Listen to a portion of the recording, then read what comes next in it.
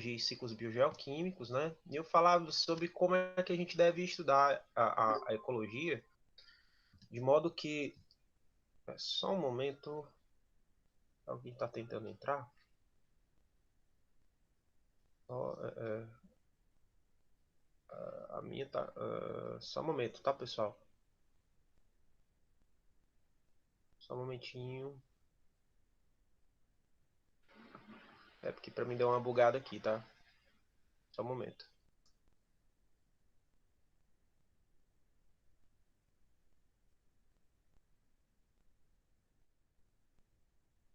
Pronto, voltei.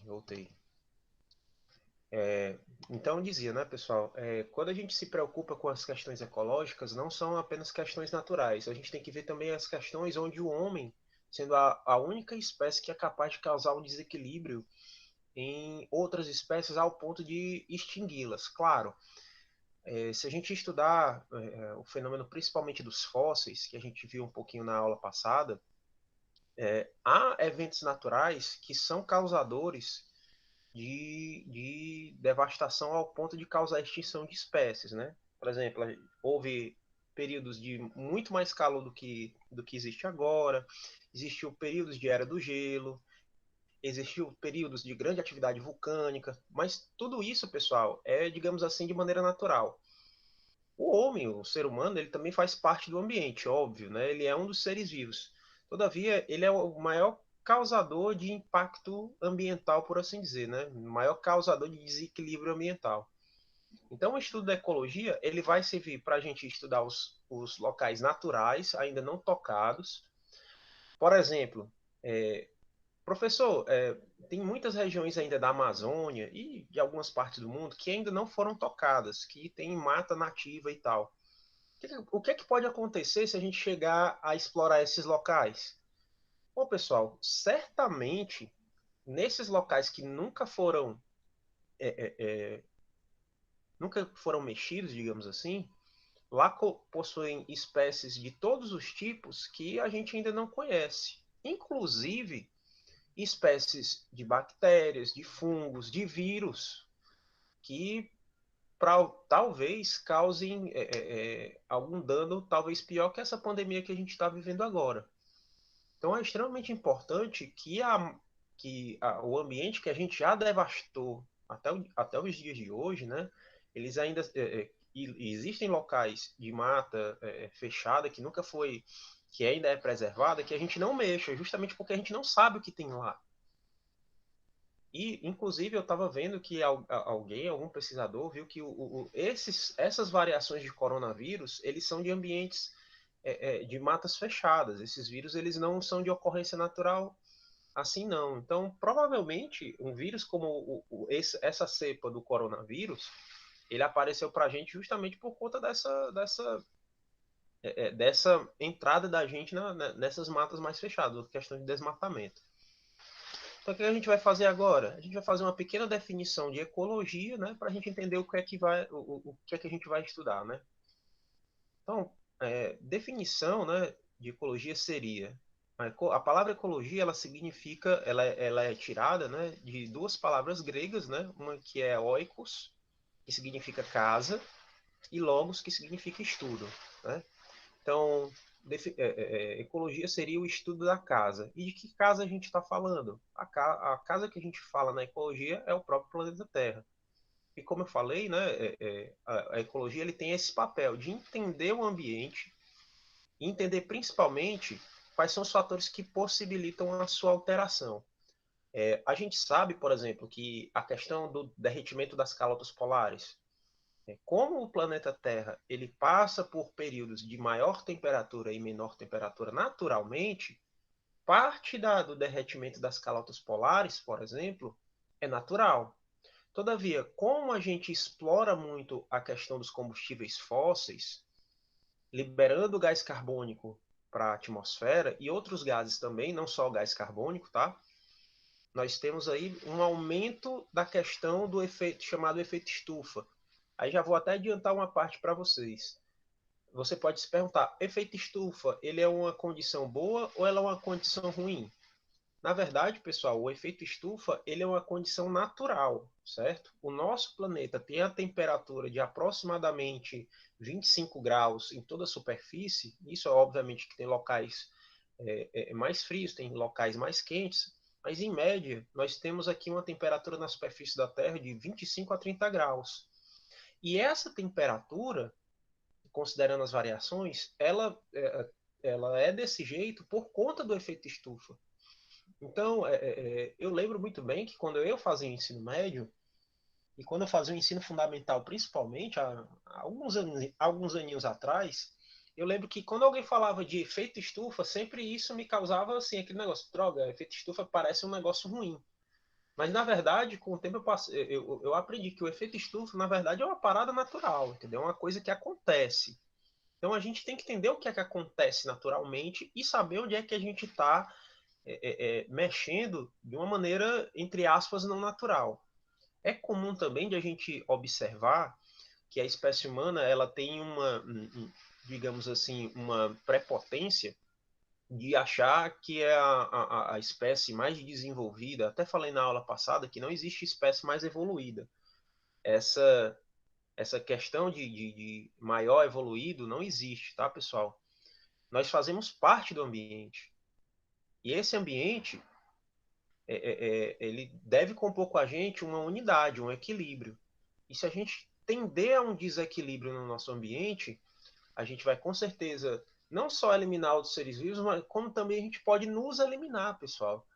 Eu estava vendo uma reportagem dizendo que daqui a 50 anos, não, daqui a 30 anos, a gente está em 2020, 2050, a gente vai ter perdido aí 20% da diversidade biológica atual. Não está aparecendo para ti, Pedro? É a apresentação? Tá normal para o pessoal? Tá direitinho? Tá normal? Faz o seguinte, ô Pedro, tenta. Tá não, Alice? Deixa eu fazer o seguinte, deixa eu sair da apresentação rapidinho. Eu vou sair e vou voltar, tá? Rapidinho, porque se tem gente que não tá dando certo, não adianta. Vou botar rapidinho aqui, pessoal.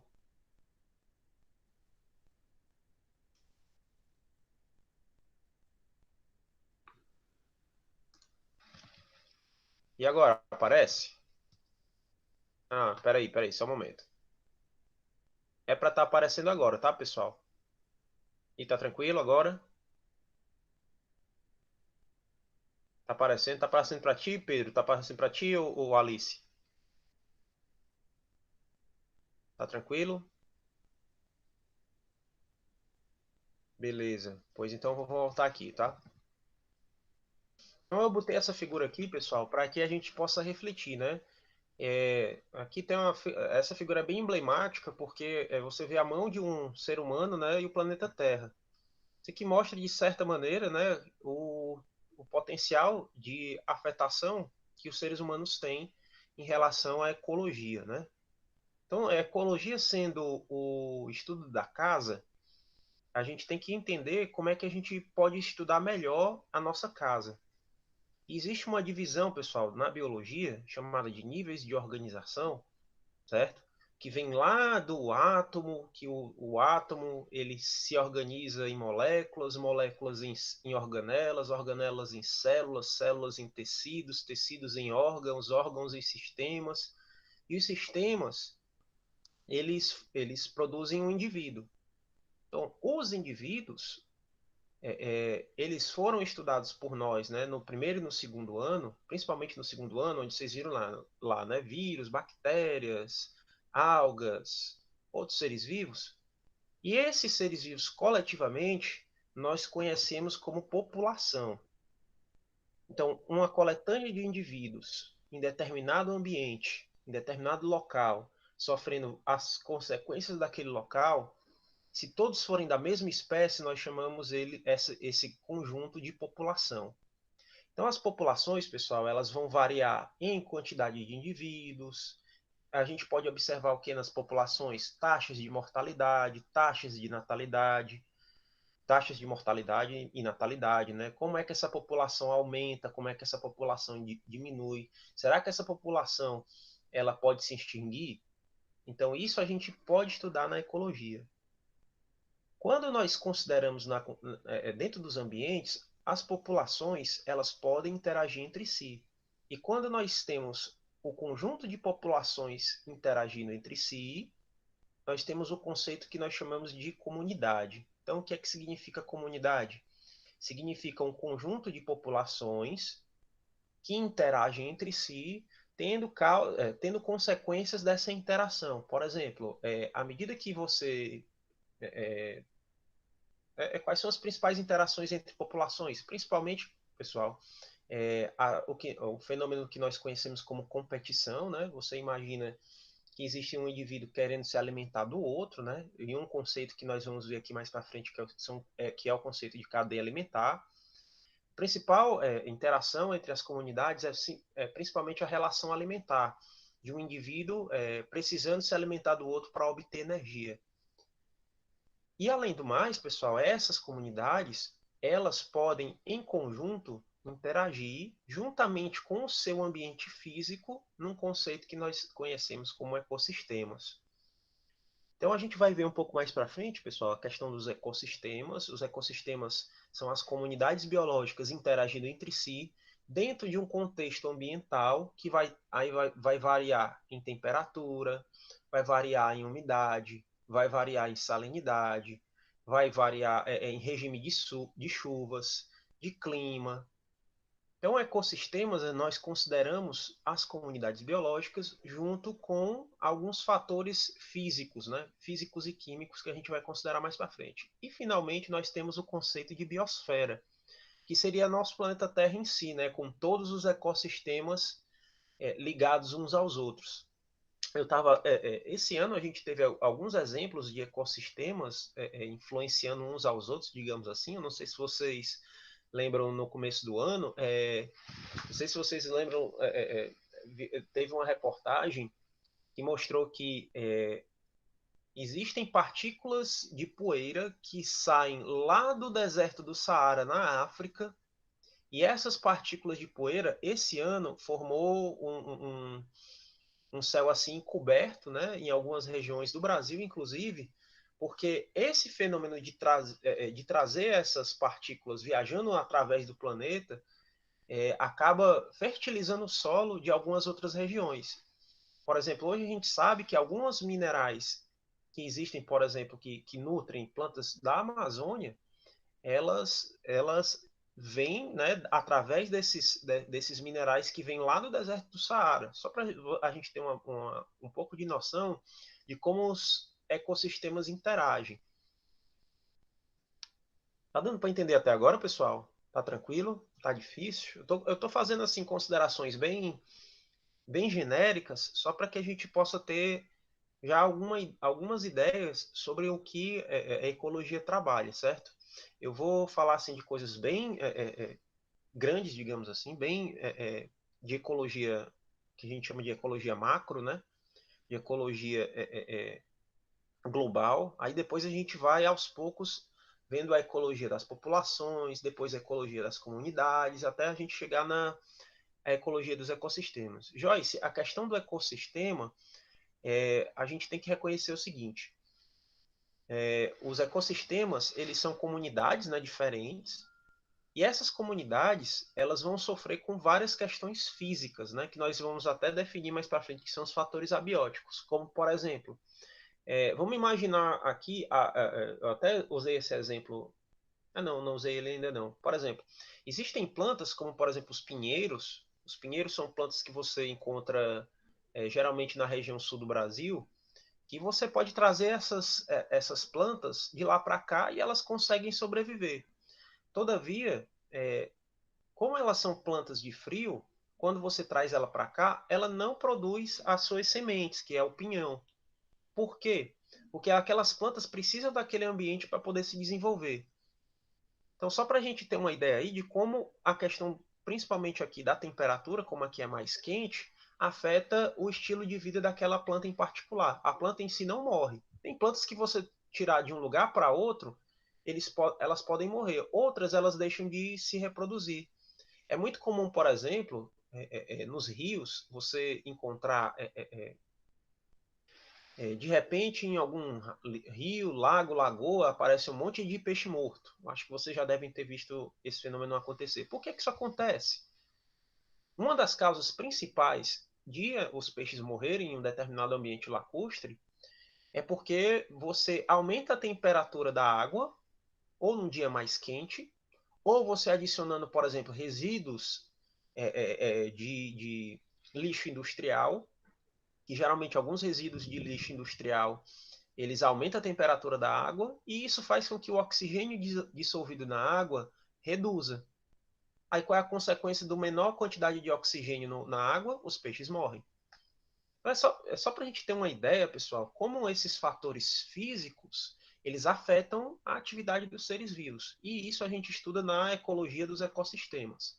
A gente vai falar um pouco de ecologia da população, ecologia das comunidades, ecologia dos ecossistemas. Mas, continuando aqui, pessoal, eu queria falar justamente dessa parte mais abrangente, né, que são os ecossistemas. Então, um ecossistema, pessoal, ou sistema ecológico, é uma definição que, como eu te falei para vocês, ela é parte do princípio de que você tem seres vivos numa comunidade interagindo entre si. Então, eu trouxe para vocês aqui a definição do que seria um sistema genérico. O sistema, pessoal, ele é formado como um quebra-cabeças, né? Que é formado a partir das suas partes, né? Quebra-cabeça é formado a partir das suas partes, e essas partes em conjunto formam um todo, né? Então, um sistema ecológico, ele seria o quê?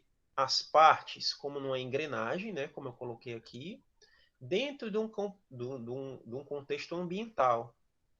Então, essas partes aqui, elas funcionam dentro desse contexto ambiental. Nesse contexto ambiental aqui, eu tenho a interação desses seres vivos, né? De maneira que a questão, a definição de sistema, né, seria um conjunto ou combinação de unidades ou partes, de modo a formarem um todo complexo ou unitário. Então, esse todo complexo ou unitário na ecologia seriam quem? Seriam os seres vivos interagindo entre si. Esses seres vivos interagindo entre si dentro de um contexto do ambiente formam o que nós chamamos de ecossistema. Passando aqui, pessoal, para quais seriam os elementos que formam esse sistema, né? Eu não sei se o Décio já falou de biomas para vocês na geografia. Me tirei essa dúvida que eu coloquei esse slide aqui, mas eu não sei se o Décio falou sobre essa questão de, de biomas. Ele falou, pessoal, para vocês em algum momento? Sim ou não? Thales disse que não, a Joyce disse que não. Quem mais, pessoal? Vocês já ouviram falar? Eu preciso que vocês me deem esse feedback para eu ter certeza, porque às vezes ele falou em uma turma, não falou em outra, entende? Enfim, se ele não falou ainda, pessoal, nós temos a questão dos biomas, que são ambientes naturais que nós encontramos justamente, são regiões de ecossistema as quais têm as suas características próprias, né? Os principais biomas no Brasil são esses, né? O bioma Amazônia, né? O bioma Caatinga, onde nós nos inserimos, bioma Cerrado. Veja que o bioma Cerrado é um dos biomas que pega mais regiões, né? Desde a região aqui sudeste até a região nordeste, a região norte. Nós temos o bioma Pantanal, bioma Mata Atlântica, que também ele é bastante extenso, né? Principalmente aqui perto da costa do Oceano Atlântico, e o bioma dos Pampas Gaúchos.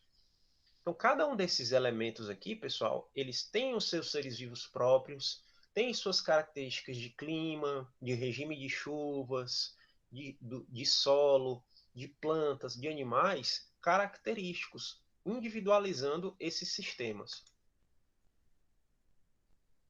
Interessante, pessoal, que eu coloquei aqui essa figura que com certeza vocês conhecem, né, que é a ponte sobre o rio Ceará, e às vezes a diferença ecossistema para o outro, às vezes a diferença é só um rio. Então aqui eu tenho um local que antes, quando não tinha essa ponte, individualizava as duas cidades, aqui Calcaia, né, e aqui Fortaleza.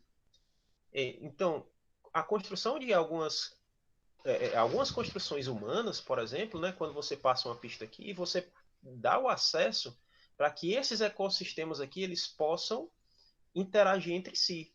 Mesmo que você não tenha passagem de animais grandes, né, por aqui, você criando a ponte entre dois locais, você certamente pode causar alguma alteração entre dois sistemas diferentes. Eu trago aqui essa figura simplesmente para que a gente possa observar, né, que é uma construção humana, a qual ela pode impactar esses dois ambientes que eram individualizados aqui por esse rio, né?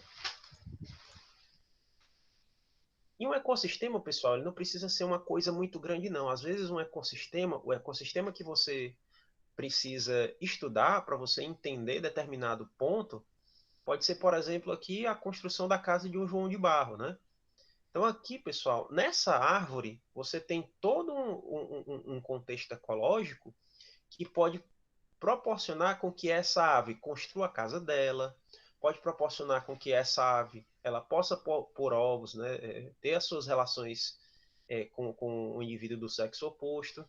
Aqui você vai ter, por exemplo, uma cobertura de árvores, né, uma cobertura de folhas. Então, desde um ecossistema grande, como um bioma, até um ecossistema pequeno, como, por exemplo, o que vai garantir o sucesso ou não da postura de ovos desse João de Barro, você pode estudar ele de maneira tanto grande quanto pequena. Então, nesse contexto aqui, por exemplo, quais são os fatores que podem alterar esse bioma? Se você fizer uma poda dessa árvore, se você tentar, né, tirar esse passarinho daqui, se ele tem ou não um predador, de repente ele tem um predador que queira pegar os seus ovos. Então, a ave ela considera todas essas questões antes de fazer o seu ninho para poder botar os seus ovos. Isso é só para a gente entender, pessoal, que às vezes o ecossistema ele não é uma coisa muito grande. Às vezes ele pode ser um contexto bem pequeno.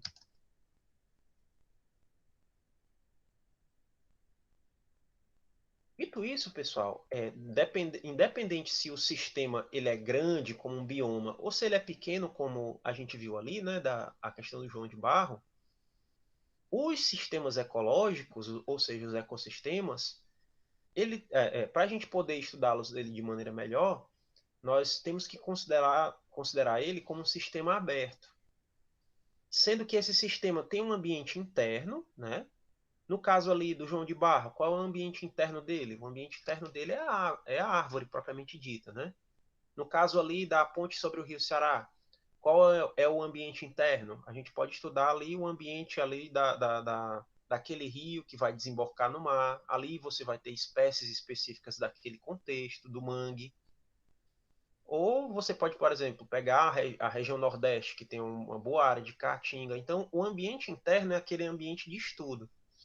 E esse ambiente de estudo, pessoal, ele pode sofrer, né, características tanto internamente do próprio ambiente, quanto externamente o que nós chamamos do ambiente externo.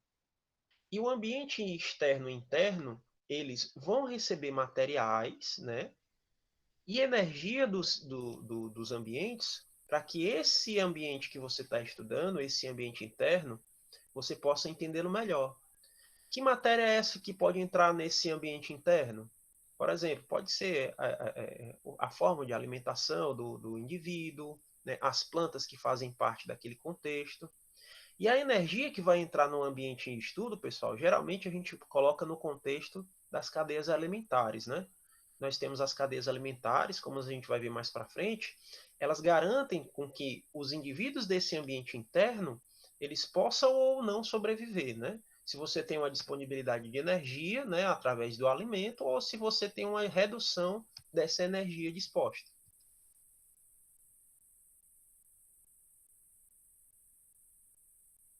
Dentro da ecologia, pessoal, existem dois conceitos que são extremamente importantes de a gente entender. Esse conceito primeiro aqui, que é o de habitat, né, ou de habitat, as duas palavras são possíveis, né? é o conceito que fala que seria o local onde determinada espécie, determinada população ou determinada comunidade vive. Então eu trouxe aqui, no caso, uma jaguatirica, né? Também conhecido como gato do mato, né? E aqui um enxame de abelhas. Então, qual seria aqui o ambiente natural dessa jaguatirica? Seria um ambiente de floresta, né? Um ambiente de floresta mais fechada, onde ela possa se proteger. Já, por exemplo, qual é o ambiente mais natural de um enxame de abelhas para fazer sua colmeia? O habitat natural deles seriam pedaços de árvore, né? Geralmente galhos, o mais alto possível, onde você possa não ter tanta influência de ventos, de sol, né? Então, o local onde eles geralmente vão se reproduzir, nós chamamos de habitat. Esse conceito aqui eu acho que todo mundo já conhece em parte. Mas existe um outro conceito, pessoal, que é o conceito de nicho ecológico. O que seria o nicho ecológico? Esse conceito ele está associado às atividades que o ser vivo ele vai desempenhar dentro do seu habitat. Então, por exemplo, o que seria o nicho ecológico da jaguatirica? Quando a gente fala de nicho ecológico, a gente lembra, por exemplo, essa jaguatirica, ela geralmente é um animal de hábito noturno. Então, essa questão do hábito noturno já faz parte das suas atividades, do seu nicho ecológico. Então, vamos descrever aqui um pouco do nicho ecológico da jaguatirica. É um animal de hábito noturno, é um animal que ele caça outros indivíduos, né? Geralmente animais pequenos. É um indivíduo que tem o hábito de se reproduzir pelo menos de 2 a 3 vezes no ano. É um indivíduo que ele geralmente prefere mata fechada porque ele pode se esconder de predadores, assim como ele pode se esconder para uma eventual caça. Ele é um indivíduo que ele tem um trato com seus filhotes até aproximadamente um ano e depois esses filhotes eles podem gerar uma outra matilha. Percebam que eu descrevi várias atividades dessa jaguatirica, né, dentro do seu contexto, dentro do seu habitat. Vamos falar um pouco do nicho ecológico aqui das abelhas. As abelhas, eles são insetos com um aspecto social, onde a gente tem a divisão de trabalho da abelha rainha, das abelhas operárias, dos zangões. Esses zangões, eles têm a atividade de proteger a colmeia. As abelhas operárias são responsáveis pela manutenção da manutenção da colmeia e pela produção de mel. A abelha rainha, ela tem a atividade de produzir novas abelhas, né? Esse contexto aí você vai ter a proteção dos zangões contra qualquer tipo de predador. Você vai ter a construção da própria colmeia em um local pouco menos iluminado, um local onde não sofra com tantos ventos. Então, acabei de descrever o nicho ecológico, ou seja, todas as atividades que determinada espécie ela desempenha dentro do seu contexto de habitat. Pessoal, dá para entender esse conceito de nicho ecológico, sim ou não? Tá tranquilo de entender? E assim, né? Às vezes quando eu dou aula, né? Teve uns alunos teve os alunos que eu estava dando aula na faculdade e dizendo assim, professor, professor, o senhor fala muito. Eu disse que, claro, o máximo que vocês falam comigo, de vocês interagem é no chat. Aí fica complicado. Aí se for para eu falar, eu falo tudo. Eu vou falando. O que não falta é assunto. Só para pegar de novo esse lance do nicho ecológico, Thales e Leonardo. Nicho ecológico fala das atividades do dia a dia de uma determinada espécie. Por exemplo, nós seres humanos, qual é o nosso nicho ecológico? Nosso nicho ecológico é de você ter. Eu vou fazer uma comparação, certo? Vamos comparar aqui o nicho ecológico da gente e com as abelhas. As abelhas elas são de hábito diurno, certo? Elas não têm um hábito noturno. Nós já temos o hábito tanto diurno quanto noturno.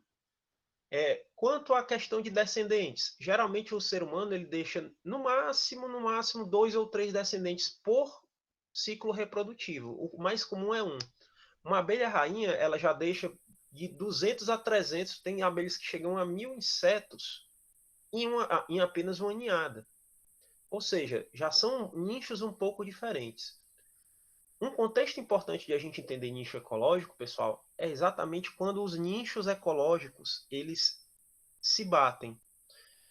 Geralmente a gente vai ver mais para frente, alguns nichos ecológicos de algumas espécies eles podem se bater. Por exemplo, você imagina numa floresta, numa savana africana, né, um determinado animal, vamos dizer assim, um leão. Um leão, ele caça uma zebrinha, por exemplo. O nicho ecológico do leão é fazer caça de animais, né?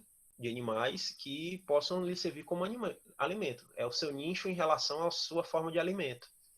Existem outras espécies, como por exemplo as hienas, que elas esperam que o leão mate determinado bicho para que elas possam comer.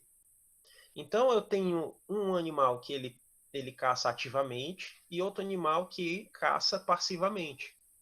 E esses dois, pessoal, as hienas e os leões, às vezes, dependendo da fome, né, de cada um, eles podem ter o seu nicho em conjunto. Isso aí pode causar o que nós chamamos de competição. Então, você imagina que um leão despendeu muito tempo e muita energia para poder matar uma zebra, e ele pode ser que ele não tenha tantas forças para poder comer aquela zebra sozinho. Às vezes, as hienas elas se organizam em matilha de forma que eles podem espantar o leão. Aí você imagina, se aquele leão não conseguir comer, ele pode chegar a morrer e as hienas podem sobreviver. Ou o contrário, o leão pode comer toda a carne da zebra e as hienas ficarem com fome. Isso é só para a gente ter uma ideia da questão das atividades. Nicho ecológico tem a ver com a atividade do ser vivo dentro do seu ambiente. Deu uma clarificada, Léo? Deu uma clarificada, Thales? Então, qualquer coisa que envolva a atividade do ser vivo, enquanto no seu contexto de habitat, você chama isso de nicho ecológico, certo? No livro de vocês, para quem não estava no começo da aula, pessoal, eu ainda não coloquei a atividade dessa semana, certo? Eu vou colocar mais tarde. Eu estou vendo aqui que tem uns alunos que são da tarde, certo? Eu não coloquei ainda a atividade de vocês, então essa atividade vai até a semana que vem. Tudo bem? A atividade vai até a semana que vem para vocês que são da tarde também. Então, prosseguindo aqui, pessoal. Então, nós temos aí, pessoal, que os ecossistemas, né, que os seres vivos, eles são chamados coletivamente de fatores bióticos, né? Bióticos, né? A palavra bio quer dizer vida. Então, os ecossistemas, eles são compostos pelos fatores bióticos. Olhando para cá, né, pessoal? Quais são os fatores bióticos dessa figura? Nós temos esses animais, né? Aqui um coelho, um guaxinim, né? Outros coelhos. Aqui nós temos as plantas, né? Aqui provavelmente você vai ter vírus, você vai ter bactérias, você vai ter fungos, você pode ter aves. Todos esses indivíduos vivos nós chamamos de fatores abióticos, coletivamente. E nesse contexto desse habitat, você tem o que nós chamamos de fatores abióticos. Quais são os fatores abióticos, também conhecidos como fatores não vivos? São os fatores principalmente de temperatura, são os fatores de fertilidade do solo, são os fatores de sombreamento, são os fatores de intensidade luminosa. Então, esses fatores que são fatores físicos e algumas vezes são fatores químicos, né? Como por exemplo, deixa eu já passar para cá. Por exemplo, aqui nesse contexto aqui do ambiente aquático, quais são os contextos aqui bióticos? Os bióticos são bem claros, né? Peixe, tartaruga, esses corais. E os fatores abióticos? A própria água, a temperatura que essa água vai ter, a disponibilidade de oxigênio dissolvido, a disponibilidade de nutrientes que você pode ter, certo? Então, todos esses fatores, chamados de fatores abióticos ou não vivos, unidos aos fatores bióticos, vão formar os ecossistemas. E dentro dos ecossistemas, pessoal, a gente vai ter uma reciclagem vinda lá das cadeias alimentares de matéria orgânica sendo produzida. E essa matéria orgânica vai passar por dentro dos ecossistemas, dentro dos fatores bióticos, através do fenômeno da cadeia alimentar, que a gente vai estudar mais para frente. E essa matéria orgânica, ela vai ser convertida em matéria inorgânica. Matéria orgânica, pessoal, nós chamamos, são proteínas, carboidratos, lipídios, que os indivíduos vão, ao se alimentar uns dos outros, né, quando a gente come alguma coisa, a gente está se alimentando de um outro ser vivo. Né? Quando a gente pega um pedaço de carne, um pedaço de alface, arroz, isso aí a gente está pegando pedaços de outros seres vivos que compõem a matéria orgânica. Só que quando você utiliza essa matéria orgânica, por exemplo, para você poder produzir a sua energia, qual é o produto lá da nossa respiração celular? Não sei se vocês se lembram disso. O produto da respiração celular é gás carbônico. E o gás carbônico é matéria inorgânica. Toda vez quando você tem a atividade de urinar, quando você lança sua urina para fora, você está botando para fora matéria inorgânica, principalmente na forma de ureia, matéria orgânica na forma de ureia, que vai se converter na matéria orgânica chamada de amônia. Então, pessoal, dentro do ecossistema, além dos fatores bióticos, os seres vivos, fatores abióticos, nós temos a entrada de energia pelas cadeias alimentares, e nós vamos ver mais para frente, pessoal, que vai haver uma reciclagem de matéria orgânica para matéria inorgânica, e essa matéria inorgânica ela vai servir para a construção de matéria orgânica, através do fenômeno da fotossíntese. Nós vamos ver isso também mais para frente, tá, pessoal? Só um momento. Sim, atividade, né? Toda semana não tem uma atividade, né, pessoal? Aí, hoje, excepcionalmente, eu vou deixar na sexta-feira, tanto para os alunos da manhã quanto para os alunos da tarde, tá? Então, passando aqui.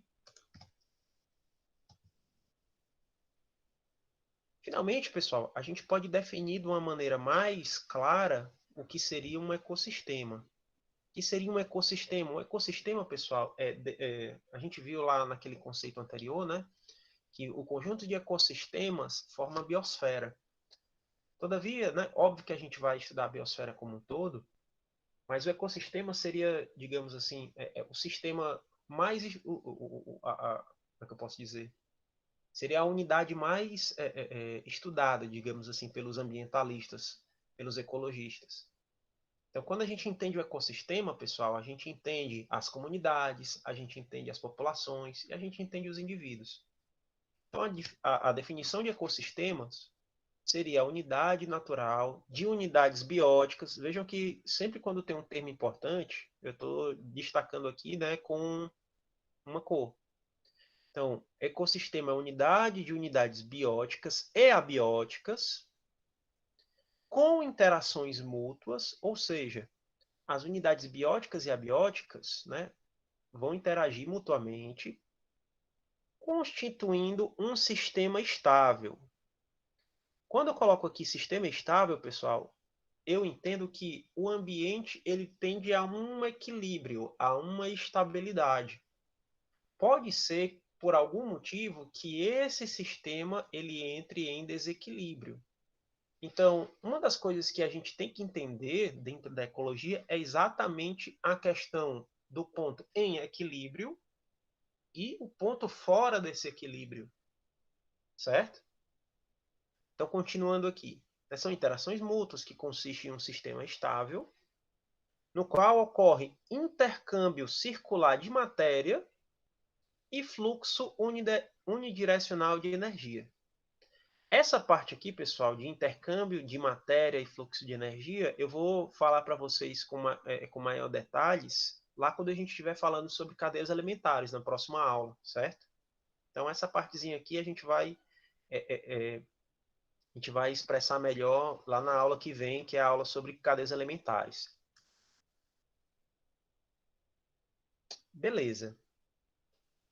Então, dito isso tudo, pessoal, já que a gente viu fatores abióticos, fatores bióticos, a gente viu que os ecossistemas, os indivíduos vivem num determinado ambiente, ele desempenha um papel dentro do seu nicho ecológico. Uma das primeiras coisas que a gente vai entender é como se dá a produção de energia através dos ecossistemas. Vejam só, para os ecossistemas eles poderem funcionar, vai ter que existir, além do seu contexto ambiental, o ambiente ele vai receber energia, certo? E essa energia ela vai ser passada dentro dos elementos bióticos, dentro dos seres vivos, através do fenômeno da cadeia alimentar, certo? E aqui eu trouxe para vocês uma figura aqui bem genérica de como é que acontece a produção de energia dentro dos ecossistemas, certo? O que é que acontece? Um ecossistema para funcionar, pessoal, ele tem, digamos, três elementos principais. Quais são esses elementos? São os elementos chamados de produtores, os elementos chamados de consumidores e os elementos chamados de decompositores. Quem são os elementos produtores? Lembrando que os produtores, consumidores e decompositores fazem parte dos fatores bióticos, certo? Então, quem são os produtores? São todos os indivíduos capazes de fazer a fotossíntese, certo? Só lembrando para vocês, pessoal, fotossíntese é um fenômeno que ocorre nos indivíduos autotróficos, que são os indivíduos que não precisam se alimentar, não precisam caçar, eles mesmos fazem o seu próprio alimento através do fenômeno da fotossíntese. E a fotossíntese, né, dos indivíduos produtores, quem são os indivíduos produtores? Nos ecossistemas terrestres, são as plantas e as algas. E nos ecossistemas marinhos, são as algas também, certo? Principalmente as algas, e algumas bactérias chamadas de cianobactérias.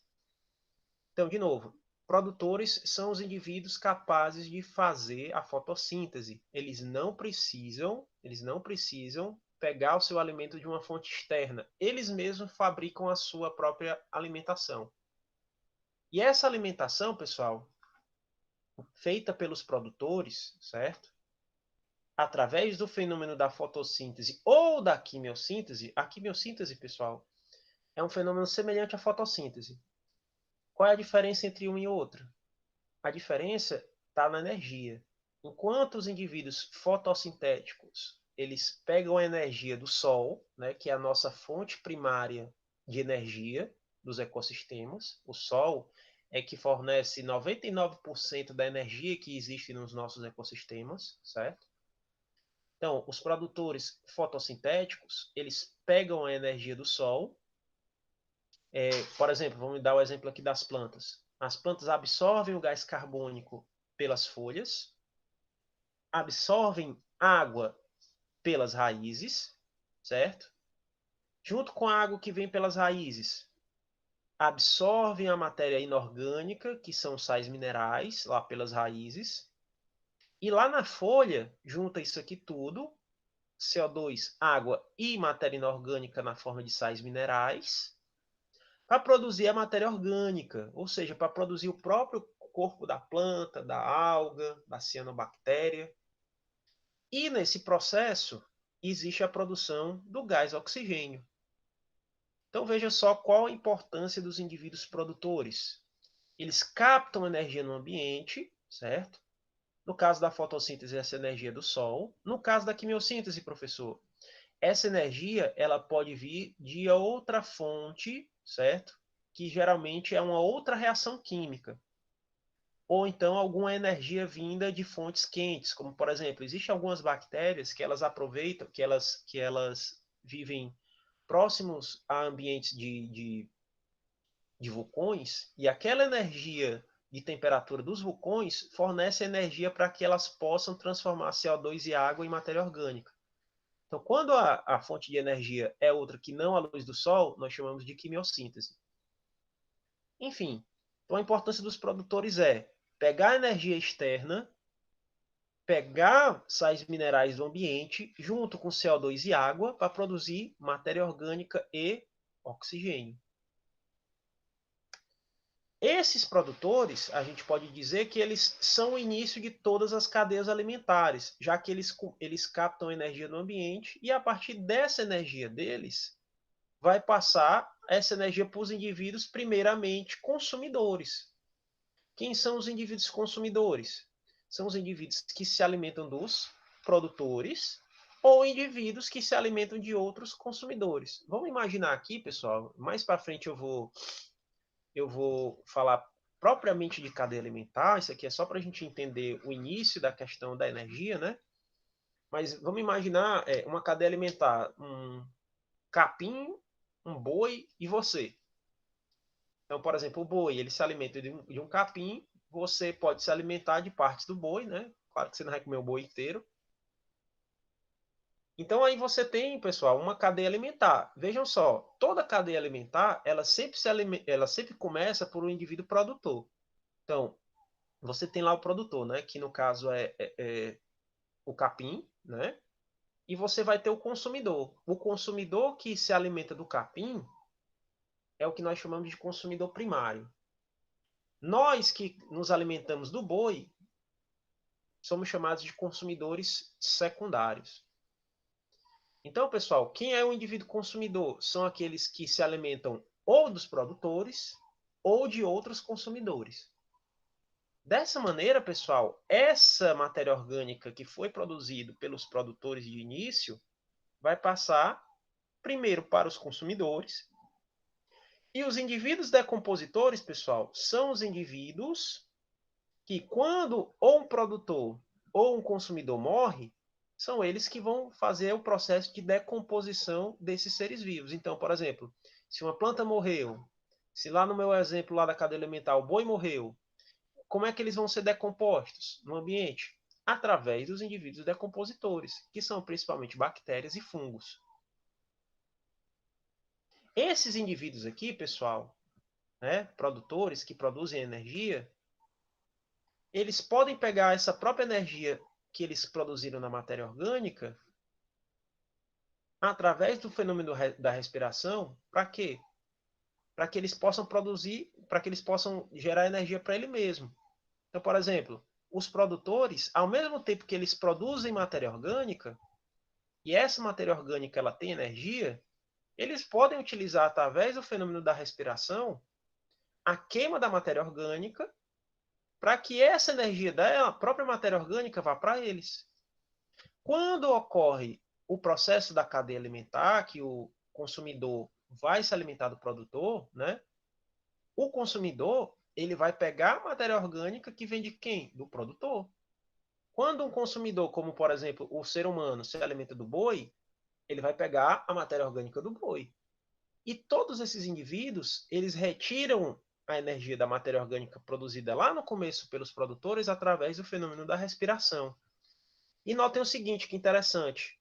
O fenômeno da respiração consiste de você pegar a matéria orgânica, utilizar o oxigênio que você respira, que você inspira, né, no caso, no fenômeno mecânico da inspiração, você bota oxigênio para dentro, e depois que você queima essa matéria orgânica, gerando energia para você, o que é que acontece de liberação?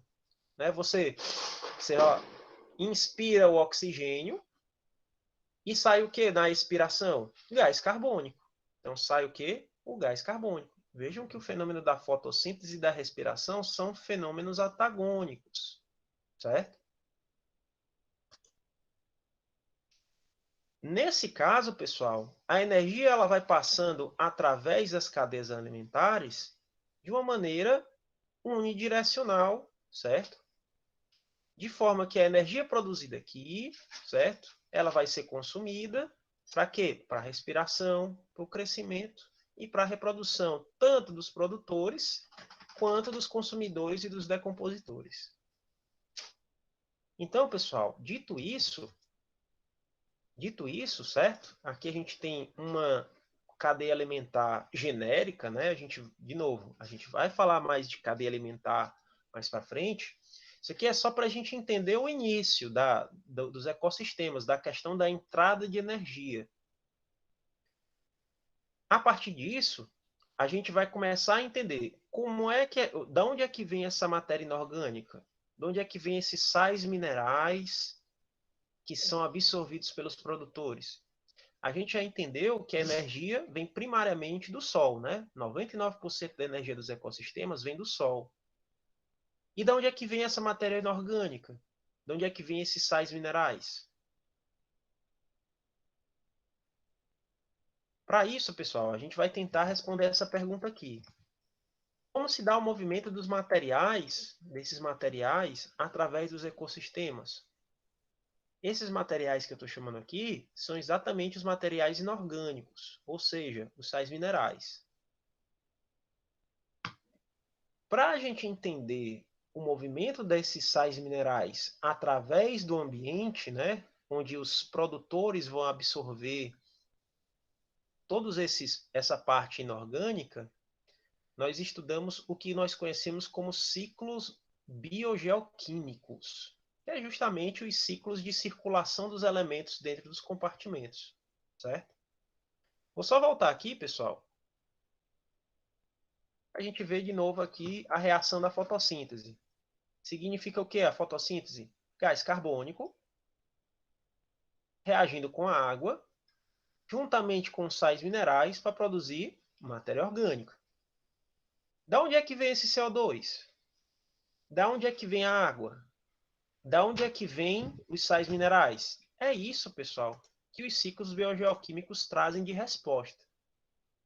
É justamente a circulação desses elementos químicos. Por exemplo, os seres vivos, eles têm, principalmente, pessoal, esses 4 elementos químicos aqui, ó, que é o nitrogênio, o carbono, o oxigênio e o hidrogênio. Esses 4 elementos aqui são os principais elementos formadores da matéria orgânica. E como a gente viu, o fenômeno da fotossíntese é capaz de produzir a matéria orgânica. Dito isso, pessoal, nós temos os ciclos biogeoquímicos do gás carbônico, chamado de ciclo do carbono, né? Já que o CO2 faz parte da fotossíntese, como é que esse CO2 ele circula na nossa atmosfera? A água, também componente lá da nossa fotossíntese. Como é que a água ela circula no nosso planeta? No caso do nitrogênio, pessoal, nós temos o nitrogênio formando o gás nitrogênio, que é o N2, né? E como é que nós captamos ele do ambiente, né? Ele é um importante nutriente do nosso ambiente. Então, a resposta, pessoal, exatamente se encontra nesses ciclos biogeoquímicos, que é o que nós vamos estudar agora. Primeiramente, a gente vai ver o ciclo do carbono, depois a gente vai ver o ciclo da água, e finalmente nós vamos ver o ciclo do nitrogênio. Se tudo der certo, pessoal, hoje eu acho que a gente vai ver só o ciclo do carbono, certo? Só pela questão da hora. Aí na próxima aula a gente vai ver o ciclo da água, o ciclo do nitrogênio, e eu vou trazer também para vocês o ciclo do oxigênio, que apesar de ter oxigênio já nessas 2 substâncias aqui, existe um ciclo próprio só do gás oxigênio, que eu vou trazer para vocês também. Então aqui, pessoal, nessa figura nós temos aqui a biosfera, né? E suas particularidades, né? Nós temos a atmosfera, a hidrosfera e a litosfera. E esses elementos aqui, pessoal, tanto a água, quanto o gás carbônico, quanto o nitrogênio, eles vão circular nesses compartimentos aqui, tanto na litosfera, quanto na hidrosfera, quanto na atmosfera. Então, eu coloquei primeiro o ciclo da água, né? Então, o primeiro ciclo biogeoquímico que a gente vai tentar entender, pessoal, é o ciclo da água, o ciclo hidrológico, né?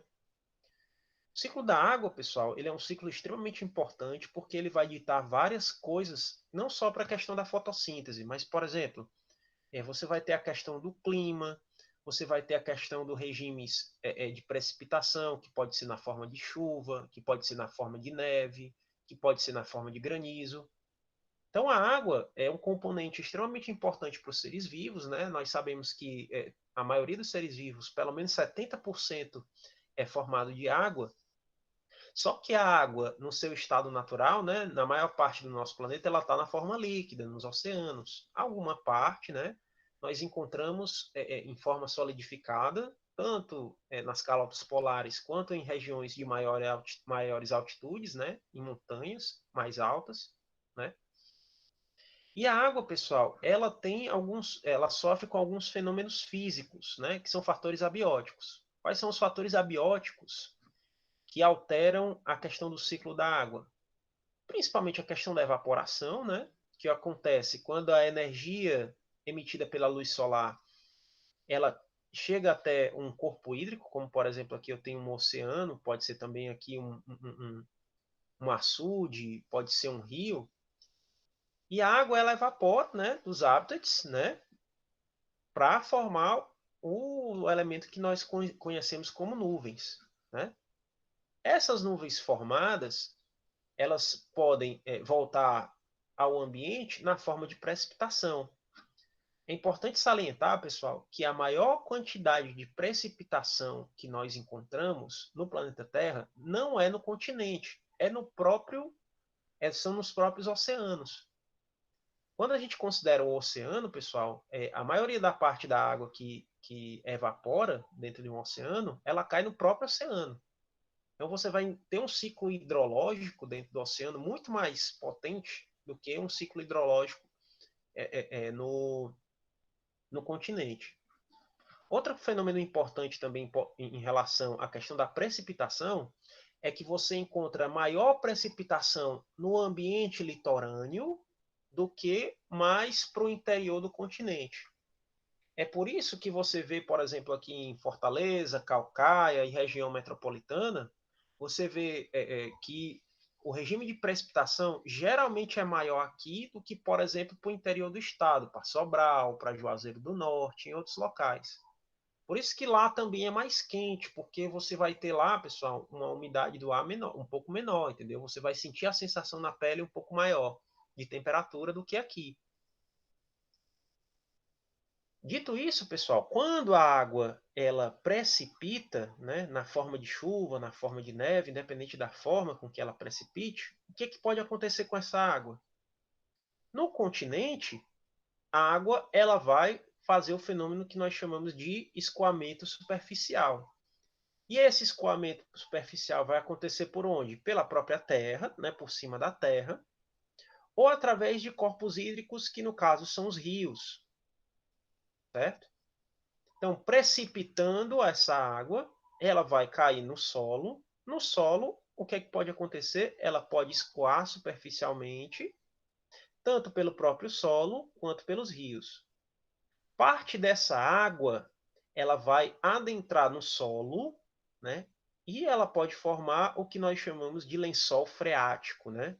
Lençóis freáticos são bolsões de água que acontecem dentro do solo, que são os locais onde geralmente você, ao cavar um poço, você encontra água.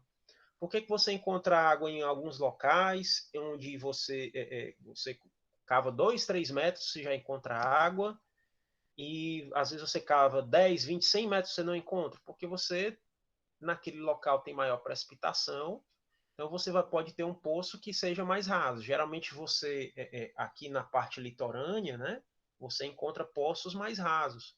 Se você for mais para o interior, onde você tem um regime de precipitação menor, você vai ter que cavar poços cada vez mais profundos, porque provavelmente você não vai ter uma precipitação suficiente. A não ser que você encontre lá no interior um local próximo ao rio. Aí, próximo ao rio, pode ter sim alguns locais mais próximos ao rio que tenha a possibilidade de você cavar um poço. Mas se for longe de um rio ou de algum corpo hídrico, geralmente você vai ter que cavar bastante para poder encontrar água. Além disso, pessoal, além disso da questão da precipitação, né, do escoamento superficial e da entrada de água para formar os bolsões de água, né, nós temos aí, pessoal, exatamente a questão da atividade humana. Eu perguntaria a vocês, né, mas eu vou logo dizer, porque perguntar fica um pouco complicado, mas quais são as atividades humanas que podem alterar na questão da água? Se a gente pensar um pouco, pessoal, a gente pode alterar muito a questão da água. Esqueci de comentar com vocês. Existe também aqui, pessoal, dentro do ciclo da água, um fenômeno que nós conhecemos como evapotranspiração, né, que está dentro da transpiração, que seria a transpiração principalmente das plantas. As plantas, pessoal, elas absorvem água do solo e elas, que elas mantenham uma temperatura baixa, né, se você parar para pensar um pouco, a planta ela fica direto em contato com o sol. Só que se você pegar uma folha de uma planta a qualquer horário do dia, meio-dia, por exemplo, uma hora dessa, se você pegar em uma planta a folha perto aí de uma árvore na sua casa, você vai perceber que a folha não está quente. Por que a folha não está quente? Porque existe nas folhas determinadas aberturas microscópicas chamadas de estômatos, que essas aberturas permitem com que a água ela possa ser liberada da planta, né? E essa água vai, entre aspas, refrescar a planta. Por isso que você mesmo ao meio-dia você pode pegar na folha de uma planta e ela não vai estar tão quente, justamente por causa desse fenômeno da transpiração das plantas chamadas de evapotranspiração. É só isso, era só essa questão aí que eu tinha que comentar. Então, eu estava falando, né, pessoal? Quais são os elementos que podem fazer o ser humano para alterar esse ciclo ecológico? Olha aqui na figura, pessoal, comigo, certo? Primeira coisa que o ser humano pode afetar a questão, do ciclo hidrológico, a gente pode dizer, imaginando essa pequena casa aqui, vamos imaginar essa casa. Se essa casa aqui ela for depositar, por exemplo, algum tipo de esgoto aqui, ele já vai alterar um pouco o ciclo da água e principalmente os indivíduos que moram aqui nesse ambiente lacustre. Certamente aqui tem algas, tem peixes e outros seres vivos que se alimentam dos indivíduos aqui é, é, é, desse ambiente aqui de rio. Você imagina, pessoal, que aqui eu só tenho uma casa, não é? Aí você imagina que essa família aqui pega mais um, constrói mais outra coisa, outra coisa. De repente, pessoal, aqui tem uma cidade inteira. O que é que vai acontecer? Geralmente, pessoal, se você for resgatar lá da história, o professor de história de vocês deve ter falado em algum momento isso que eu vou dizer agora. Pessoal, eu vou pedir desculpa para vocês, se vocês não acharem muito ruim, eu queria passar mais uns 10 minutinhos do nosso horário de aula. É até 11h45, né? Já são 11h42, eu queria só fechar o ciclo da água, tá? Então vamos lá. Então, se você começa a construir aqui uma cidade, como eu estava falando para vocês, né, as maiores cidades que nós temos no mundo, elas geralmente começaram a partir dos rios, né? Se você vê lá as grandes civilizações egípcias, fenícias, persas, lá da antiguidade. Inclusive aqui, pessoal, no Brasil, né, acredita-se que o primeiro indivíduo a aportar aqui no Brasil foi o cara que chegou aqui na Barra do Ceará, né? Quando ele chegou na Terra, a primeira coisa que ele procurou foi exatamente um rio onde eles pudessem se estabelecer. As cidades elas crescem através dos rios, né? Porque o rio, a água é fonte de vida. Então, quando você começa a criar aqui, pessoal, muitas casas, qual a primeira coisa que vai acontecer? Você vai estar impermeabilizando esse solo. Qual vai ser a consequência da impermeabilização do solo? Bom, já que o solo, por exemplo, quando você constrói uma casa, a área aqui embaixo dessa casa, ela não vai mais absorver água. Então, se você tiver várias casas aqui em volta, você pode, por exemplo, observar que um poço que dava com 2, 3 metros de água já não dá mais. Por quê? Porque quando você constrói várias casas aqui nesse ambiente, o que, que vai acontecer? Vai ter muito mais escoamento superficial, vai reduzir a entrada de água no solo, vai fazer o que com o volume dos rios? O volume dos rios, como tem maior escoamento superficial, você vai ter uma cheia desses rios. Então, você percebe, pessoal, que esse ciclo da água, quando você começa a construir, fazer construções próximos aqui, isso vai alterar completamente. Então, se você tiver aqui uma casa próxima ao rio, então o que pode acontecer? Esse rio aqui ele pode aumentar de tamanho, de forma com que essas casas aqui elas podem experimentar o quê? As cheias dos rios, né? Uma coisa que a gente tem que observar é a questão do aumento e da diminuição dos rios. Quando você passa, por exemplo, uma estrada, se você passar uma estrada, o asfalto não deixa com que a água penetre no solo. Então, ou seja, também impermeabilizando o solo. De maneira que vai aumentar essa questão do escoamento superficial. Então, principalmente, pessoal, as construções humanas, elas causam alterações no ciclo da água. Então, só para fechar aqui essa questão do ciclo da água. A água, ela evapora, os principais fatores físicos são a evaporação, a transpiração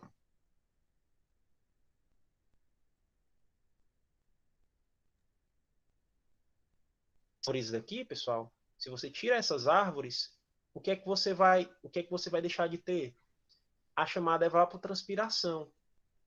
Essas árvores aqui geralmente deixam o ambiente mais umedecido, né? Já pela transpiração das plantas.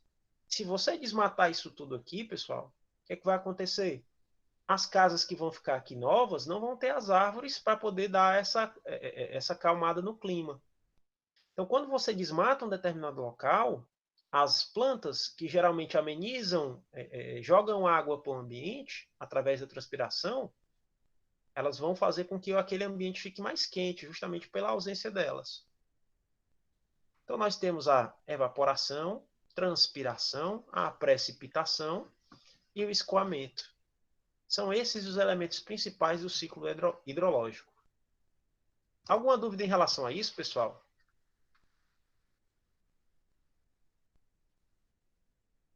Tem alguma dúvida? Bom, pessoal, em relação ao ciclo hidrológico, era isso, certo? Deixa eu só parar aqui a gravação.